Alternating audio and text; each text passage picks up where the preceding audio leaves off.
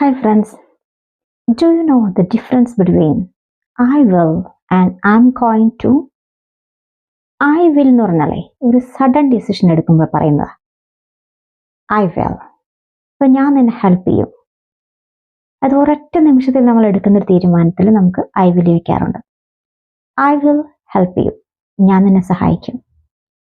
I will call her, ഞാൻ അവൾ വിളിക്കും. എന്നാൽ ഐ എം ഗോയിങ് ടു എപ്പോഴൊക്കെയാ?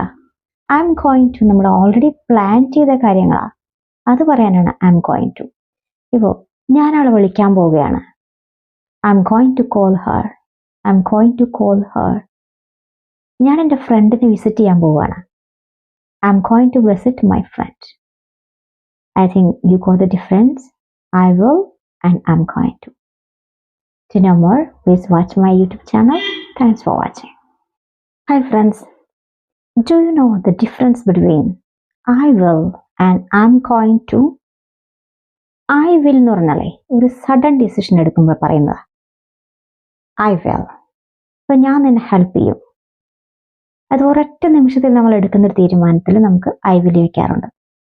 ഐ വിൽ ഹെൽപ്പ് യു, ഞാൻ നിന്നെ സഹായിക്കും. ഐ വിൽ കോൾ ഹെർ, ഞാൻ അവൾ വിളിക്കും. എന്നാൽ ഐ എം ഗോയിങ് ടു എപ്പോഴൊക്കെയാ?